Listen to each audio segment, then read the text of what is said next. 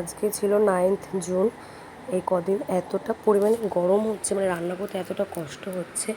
তো তোমাদের কার কার এরকম রান্না করতে কষ্ট হয়, কারা প্রত্যেক দিন এরকম রান্না করতে হয় আমাকে কমেন্ট করো। তো আমি দেখো এখানে ইলিশ মাছ এনেছে আজকে আবার, আর এখানে আমি মাথাগুলো আলাদা করে নিয়েছি, নুন হলুদ মেখে নিয়েছি। তো এটাকে আমি এবার ভাজা করবো। যে সবজিটা কাটা রয়েছে সেটাকে তরকারি করবো। মাথার জলটা কেটে গুছিয়ে দিয়েছে আমাকে। আর এদিকে দেখো বাবান ডিমটা ভেঙে কী অবস্থা করেছে, তো সেটাকেই কিছুর মধ্যে দিয়ে দেবো ভেজে। আর এতটা পরিমাণে গরম, আমাদের রান্নাঘরে জানলা দিয়ে প্রচণ্ড পরিমাণে রোদ্দুর আসে। তো আমি এখানে কিছু মাথা ভেজে নিয়েছি, তরকারিটার মধ্যে দিয়ে দেবো সেই জন্য। আর এখানে বরের আবদার আর ইলিশ মাছ ভাজা খাবে আর ভাপা।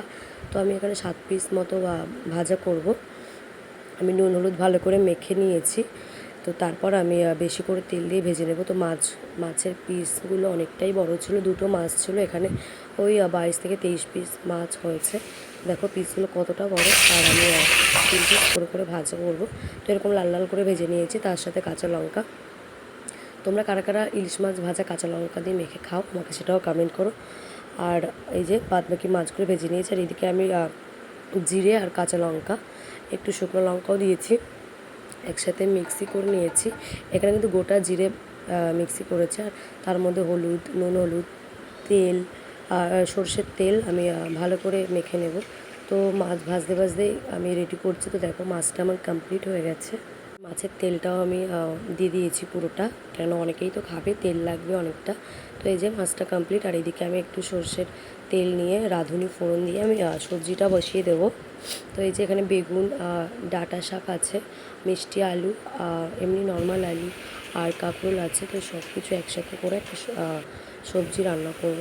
আর এদিকে দেখো আমি আরেকটু পরিমাণে তেল দিয়ে দিয়েছি। ভাপাতে কিন্তু শুধু তেল আর মশলাটাই থাকে, তাহলে ভাপাটা ভালো হয়। তো এদিকে আমি চামচ দিয়ে এটাকে ভালো করে মিশিয়ে দিচ্ছি। তারপর মাছগুলো ভালো করে মেখে নেব।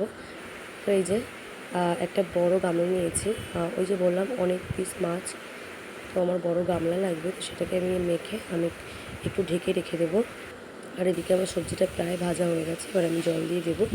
এদিকে সবজিটা হবে, আর আমি ভাতটা করেছিলাম সেটাকে উঠিয়ে নেব।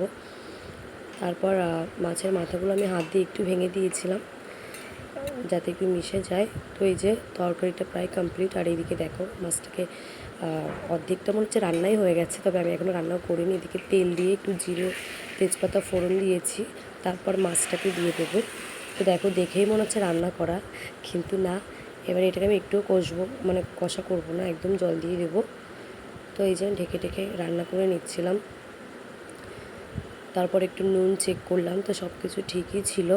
আস্তে মানে একদম হালকা হাতে নাড়িয়ে দিচ্ছিলাম, না হলে ভেঙে যেতে পারে। ইলিশ মাছ এমনি খুবই নরম হয়। আর এদিকে বাবাইয়ের